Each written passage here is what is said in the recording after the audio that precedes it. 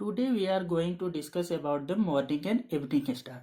आज की क्लास में हम मॉर्निंग और इवनिंग स्टार के बारे में जानेंगे कि किन तारों को, किन ग्रहों को बोला जाता है मॉर्निंग और इवनिंग स्टार। तो हमें पता है कि सूर्य से बढ़ती दूरी के अनुसार हमारे जो ग्रह हैं उनकी सीक्वेंस पता है, उनका क्रम पता है। क्या होता है, सबसे पहला जो आता है मर्क्यूरी आता है, फिर वीनस आता है, फिर अर्थ आता है, फिर मार्स आता है, फिर जुपिटर आता है, फिर यूरेनस आता है, फिर नेपच्यून आता है। उसके बाद में कहीं पे प्लूटो आता है, बट अब प्लूटो को हम ग्रह नहीं कंसीडर करते हैं, तो उसको छोड़ देते हैं अभी। तो बाकी के ये जो ग्रह हैं, अब देखते हैं कि सूर्य और पृथ्वी के बीच में कौन से ग्रह आते हैं। सूर्य और पृथ्वी के बीच में हमारा मर्क्यूरी और वीनस, ये दो ग्रह आते हैं। तो इनका कुछ हमारे पृथ्वी पर प्रभाव होता है। कैसा प्रभाव होता है कि इनके कारण जो सूर्य से यहाँ पे किरणें आ रही होगी वो क्या हो जाएंगी, टकरा करके रिटर्न आती है, मतलब रिफ्लेक्ट होकर के आती है। तो इसका क्या होता है, इस कारण से ये ग्रह हमें चमकते हुए दिखते हैं। तो कब चमकते हुए दिखते हैं इसके बारे में हम जानेंगे। हमें क्या होता है कि ये दोनों तारे जो हैं, सॉरी, ये दोनों ग्रह जो हैं, इनको हम अब बोलते हैं मॉर्निंग और इवनिंग स्टार। आज की क्लास में हम जानेंगे कि इन्हें ही क्यों हम मॉर्निंग और इवनिंग स्टार बोलते हैं, बाकी के ग्रहों को क्यों नहीं बोला जाता है। तो पहला इसका आंसर ये है कि ये दोनों ही ग्रह हैं जो हमारा सन और पृथ्वी के बीच में है। अच्छा, देखते हैं कि क्या इसका कारण क्या बन जाता है कि ये पृथ्वी और सूर्य के बीच में ये दोनों ग्रह हैं, तो इनके कारण से क्या आपका हो रहा है। तो देखते हैं कि हमें पहले ये पता करना होगा कि इसका जो रोटेशन होता है, इसका जो परिक्रमा करने का डायरेक्शन है, वो कौन सा है। मर्क्यूरी का एंटी क्लॉकवाइज है और वीनस का कौन सा होता है, क्लॉकवाइज। ये आपके डायरेक्शन होते हैं। तो ये हमारा पृथ्वी मैंने यहाँ पे ड्रॉ कर लिया है। जैसे ये पृथ्वी के सामने वाले पार्ट में क्या होता है, डे होता है और दिन होता है, ऑपोजिट साइड में नाइट होता है, रात होती है। तो जब मॉर्निंग यहाँ पे देखेंगे कि पृथ्वी क्या होती है, अपने अक्ष पे घूम रही होती है। अक्ष, इसको मैं सेंटर को अक्ष ले लूं और इसको ऐसे पृथ्वी को यहीं पे घुमाऊं, तो क्या होना है, ये पृथ्वी ऐसे घूम रहा होगा अपने ही अक्ष पे, ऐसे इस प्रकार से। तो ये पार्ट क्या होगा, धीरे धीरे ऐसे घूम करके आएगा और इसमें दिन होगा, फिर ये पास में शाम हो जाएगी, शाम के बाद में फिर रात होगी, मध्य रात्रि होगी, उसके बाद फिर सुबह होगा। तो इस तरीके से क्या होता है, पृथ्वी का ये अपने अक्ष पर घूर्णन होता है। तो इसके कारण ही दिन और रात की फॉर्मेशन होती है। अब देखते हैं कि मॉर्निंग के टाइम में ऐसा क्या होता है कि हमें ये जो ग्रह हैं चमकीले दिखाई देते हैं। तो मॉर्निंग के टाइम में ऐसा होता है कि ये जो ग्रह हैं, इनका रिवोल्यूशन पीरियड जो होता है, परिक्रमा का जो आपका समय होता है, मर्क्यूरी का 88 डेज होता है। 88 दिनों में ये सूर्य की एक परिक्रमा लगा लेता है। तो इस कारण से देखेंगे कि 44 डेज जो होगा, ये क्या होगा, आगे के साइड होगा, और 44 डेज क्या होगा, सूर्य के पीछे साइड चला जाएगा, इधर कहीं पे चला जाएगा 44 डेज के लिए। तो 44 डेज ये सामने पड़ा रहेगा और पृथ्वी जस्ट इसके सामने है। तो इसमें क्या होता है कि सूर्य से जो लाइट यहाँ पे पड़ेगी मर्क्यूरी पे, वो क्या होगी, टकरा करके रिफ्लेक्ट होकर के हमारे अर्थ में आएगी। तो होता क्या है कि जैसे मॉर्निंग के टाइम में इस पे लाइट पड़ती है मर्क्यूरी पे, और इससे लाइट रिफ्लेक्ट होकर के हमारे अर्थ के एटमॉस्फेयर में चली जाती है। एटमॉस्फेयर में चले जाने के बाद क्या होता है, ये स्केटर्ड और डिफ्यूज होकर के क्या होती है, स्केटर्ड और डिफ्यूज होकर के लाल लाल जो यहाँ पे रेड कलर की लाइट हमें मॉर्निंग के टाइम में दिखाई देती है। इस कारण से इसे क्या बोला जाता है, मर्क्यूरी को मॉर्निंग स्टार। इवनिंग के टाइम में भी यही घटना होती है कि इवनिंग के टाइम में जब हमारा पृथ्वी ऐसे घूम करके आती है और नाइट के समय यहाँ पे आती है, तो उस समय क्या होता है कि यह 40, अब क्या होता है कि 88 डेज के बाद क्या होता है, रिटर्न होकर के मर्क्यूरी फिर वापस यहाँ पे आएगी। उस समय, उस दिन क्या होगा कि शाम के समय हमें क्या दिखाई देगा कि इससे फिर रिफ्लेक्शन के कारण, इससे परावर्तन के कारण क्या होगी, लाइट फिर हमारे एटमॉस्फेयर में आएगी और फिर शाम के समय हमें रेडिश कलर का दिखता है।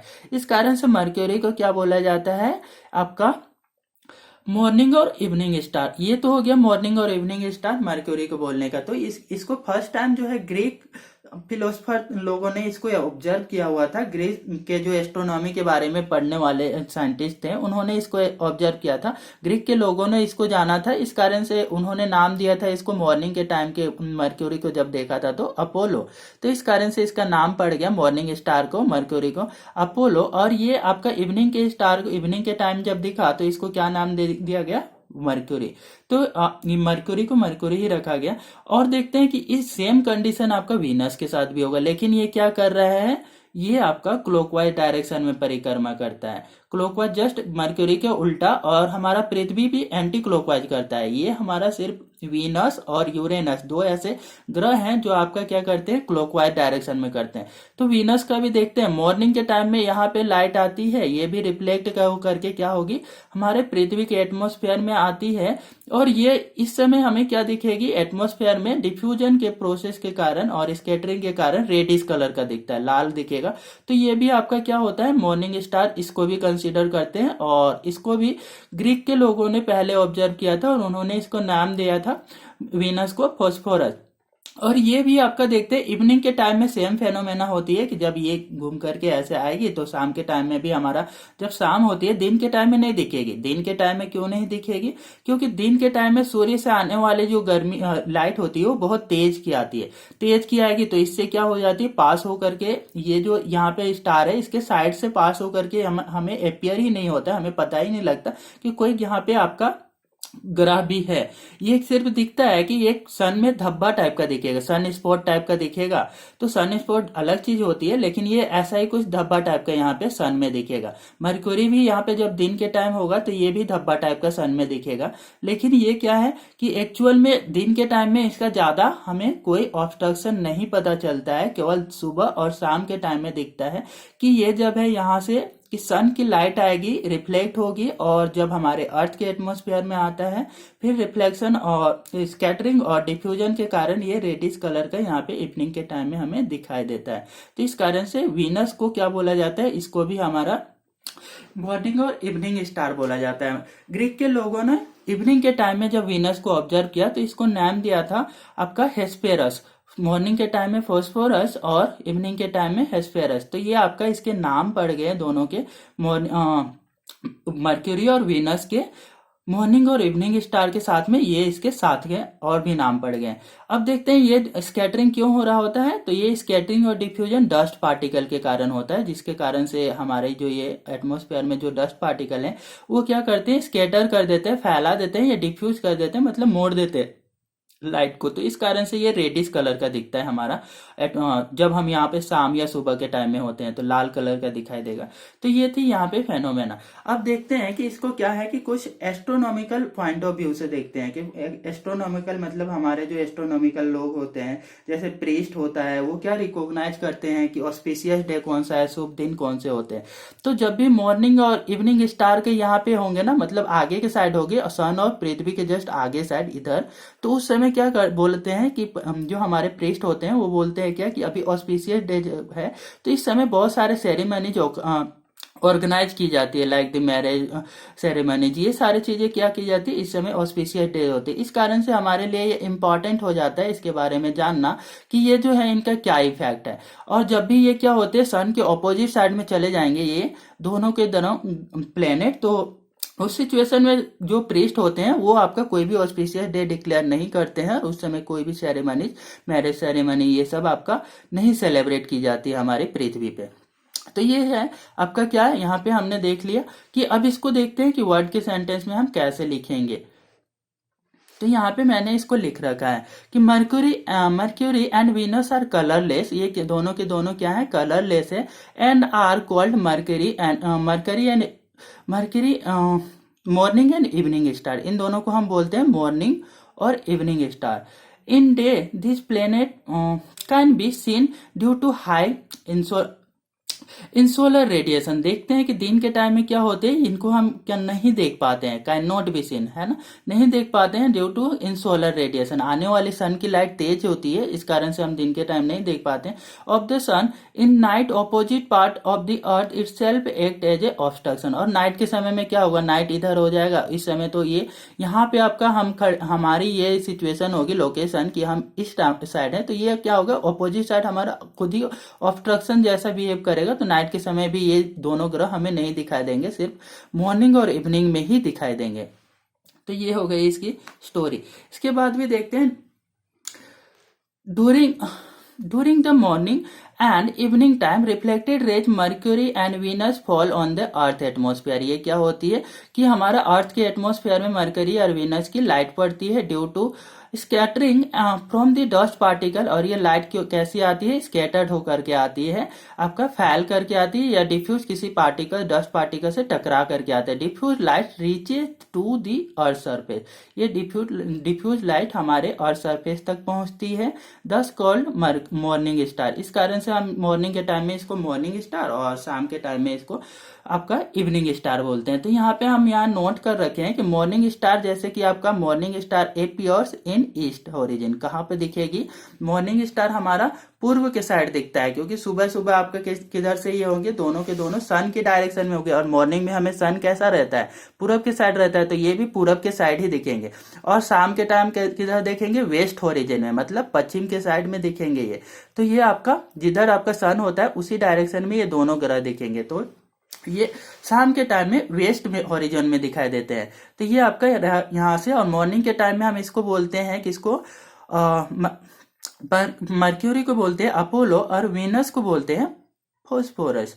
और इसी में देखते हैं कि आपका इवनिंग के टाइम में क्या बोलते हैं? मर्क्यूरी को मर्क्यूरी ही बोलते हैं और वीनस को हेस्पेरस बोलते हैं।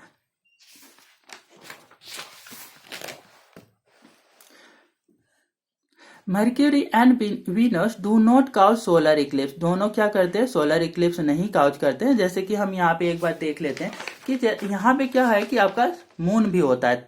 मून दैट मीन्स चांद होता है। चांद आ जाए सूर्य और पृथ्वी के बीच में तो क्या होता है? ग्रह का लग जाती है, ग्रहण लग जाती है। दैट मीन्स क्या होता है कि यहाँ पे हमारा कवर कर जाता है और हमें सूर्य की लाइट नहीं दिखाई देने लगती है। तो क्या आपका इसी को बोला जाता है ग्रहण। जैसे कि हम ले कि कोई छोटा सा पार्टिकल ले ले, छोटा सा कोई पदार्थ है, वो हम आंख के सामने ले जाए तो वो पूरा आसपास में क्या कर देता है? अंधेरा कर देता है। ऐसा ही है कि ये जो आपका चांद है वो जब हमारा यहाँ से सामने होता है, ये पृथ्वी के सबसे सामने है, इस कारण से ये क्या होता है कि आपका ये सैटेलाइट, ये उपग्रह के कारण जो सूर्य से आने वाली किरणें हैं वो अवरोधित हो जाती हैं और हमें पृथ्वी में नहीं दिखाई देती हैं। तो इस कारण से देखते हैं, हम बोलते हैं कि ग्रहण लगी हुई है। तो सूर्य ग्रहण उस टाइम में लगती है, सोलर इक्लिप्स। ये तो हो गया था आपका, सोलर इक्लिप्स लग जाते हैं। तो क्या आपका ये आपके दोनों मॉर्निंग और इवनिंग स्टार के कारण नहीं लगेगी क्या आपका सोलर इक्लिप्स? तो ये नहीं लगती है। क्यों? क्योंकि ये जो है हमारे पृथ्वी से काफी दूर है। काफी दूर होने के कारण जो ये सन की लाइट है वो आपका इधर से या उधर से आपका पास होकर के हमारे अर्थ तक पहुंच जाती है। इस कारण से सिर्फ हमें ये काला धब्बा सा दिखेगा सन में, तो हल्का, लेकिन ये कभी सोलर इक्लिप्स काउज नहीं करती है। तो यहाँ पे वही चीज नोट किया हुआ है कि आपका morning and Venus do not cause solar eclipse. इसमें कोई आपका सोलर इक्लिप्स नहीं काउज होता है कोई। And while the moon causes Eclipse, moon के कारण तो देखते हैं क्या होता है? सोलर इक्लिप्स काउज हो जाता है। Because Mercury and Venus are farther from the earth. क्या है कि ये दोनों फार्दर है, मतलब दूर हैं आपके अर्थ से। व्हाइल मून इज क्लोजर, दस moon shaded the earth surface from this solar radiation. और क्या है कि हम देखते हैं कि मून हमारे पृथ्वी के सामने है, इस कारण से ये शेडेड छाया बना देता है हमारे पृथ्वी के सरफेस पे। All the Mercury and Venus are larger in size. हम देखते हैं क्या मर्क्यूरी और वीनस क्या है? बड़े में साइज में है, लेकिन ये क्या है? पृथ्वी से दूर होने के कारण, इनके कारण आप देखते हैं कि कोई इक्लिप्स यहाँ पे काउज नहीं होती है। Latest try to have some astrological knowledge also. हम क्या करते हैं? कुछ एस्ट्रोलॉजिकल नॉलेज लेते हैं। जैसे कि आपको ऑस्पिशियस डे कैसे डिसाइड की जाती है उसके बारे में बताया थे, तो वही चीज यहाँ नोट किया हुआ है कि this planet affect both auspicious decision on days and days. हमारे जो शुभ दिन माने जाते हैं तो वो क्या होते हैं? जब आपका ये दोनों के दोनों ग्रह हमारे पृथ्वी और सूर्य के बीच में होते हैं तभी हम इनको शुभ दिन मानते हैं, और कोई भी ऑस्पिशियस डे तभी सेलिब्रेट करते हैं। जैसे कि आपका सपोज मैरिज सेरेमनी हो गया, These are held on the basis of the consideration Mercury rise and Mercury set। कब Mercury rise होती है और कब Mercury set down होती है, तो उस सिचुएशन के बेसिस पे हम डिसाइड करते हैं कि अभी ऑस्पिशियस डे है या फिर शुभ दिन है या फिर नहीं है। Venus rise, Venus set, moon rise और मून सेट, इस पे भी डिसाइड करते हैं कि मून अभी राइज हुआ है या मून सेट हुआ है, तो उस पे भी हम क्या करते हैं, डिसाइड करते हैं ऑस्पिशियस डे है या नहीं है। ठीक है, तो इसके बाद देखते हैं Venus complete revolution in 88 days. हमें पता है कि वीनस जो है ये आपका 88 दिनों में क्या करता है, एक परिक्रमा लगाता है सूर्य का। That is when earth revolves on round Venus complete 4 round. क्या बोलता है कि अर्थ हमारा एक राउंड लगाता है ना, तो वीनस आपका 4 राउंड लगा लेते हैं उतने में, क्योंकि अर्थ हमारा कितना टाइम लेता है, 365 डेज लेता है, और यहाँ वीनस कितना ले रहा है, 88 डेज। तो ऑब्वियसली क्या होगा, ये जल्दी जल्दी परिक्रमा लगा करके 4 टाइम्स लगा लेता है। ठीक है, और जो तब तक से अर्थ हमारा एक बार ही लगाता है। तो इस कारण से देखेंगे कि ये क्या होता है कि जब भी आपका ये मॉर्निंग और इवनिंग स्टार दिखना स्टार्ट होंगे ना, तो ये कंटिन्यूअसली 44 डेज तक तो ऐसा दिखते रहते हैं। तो ये आपका क्या होता है मॉर्निंग और इवनिंग में, तो ये कंडीशन आपका होता है। Same happen with the Venus. Venus क्या है कि आपका कितने दिनों में परिक्रमा लगाता है सूर्य का, 224 डेज में। दैट मीन्स क्या होगा कि ये पृथ्वी के जितना परिक्रमा टाइम है उसके लगभग समान है, लगभग नहीं, अप्रोक्स क्या है कि उसके समान है। तो ये दोबारा तो नहीं दिखेगा एक साल में, एक साल में ये क्या होगा, एक ही बार दिखेगा। That is one time Venus crosses earth in a year. एक बार ही ये क्या करता है, पृथ्वी को क्रॉस करता है। Priest never decide when Mercury and Venus in opposite direction of the sun. जब प्रीस्ट कभी भी डिसाइड नहीं करेंगे कोई भी ऑस्पिशियस डे, जब सूर्य के पीछे साइड में आपका क्या होगा, आगे साइड में इधर पृथ्वी और पीछे साइड में ये दोनों आपका ग्रह चले जाए, तो ये नहीं कभी ऑस्पिशियस डे ऐसे सिचुएशन में प्रीस्ट डिसाइड करते हैं। यदि ये वीडियो थोड़ा फास्ट हुआ होगा तो आप इसको स्लो करके देख सकते हैं, जिससे आपको बेटर अंडरस्टैंडिंग होगा इन सारे चीजों के बारे में, जो हमें क्या है basically astronomical point of view से जानना होता है फॉर ज्योग्राफी ऑप्शनल। एंड जो हमारे नॉर्मल लाइफ भी होती है, नॉर्मल लाइफ में ये सारे जो डिसीजंस लिए जाते हैं कि कब ऑस्पिशियस डे सेलिब्रेट होती है, कब हमारे क्या ऑस्पिशियस डे खत्म हो जाती है, तो उनके बारे में भी जानने के लिए ये हमारा बेसिक अंडरस्टैंडिंग के लिए भी ये सब्जेक्ट जरूरी होता है। तो इस वीडियो में बस इतना ही। आगे के वीडियो में हमारे साथ बने रहने के लिए हमारे वीडियो को लाइक शेयर और सब्सक्राइब कर दीजिए। और हमारा जो पर्पस है वो है कि ज्योग्राफी से रिलेटेड सारे टॉपिक्स को 1 by 1 कवर करना।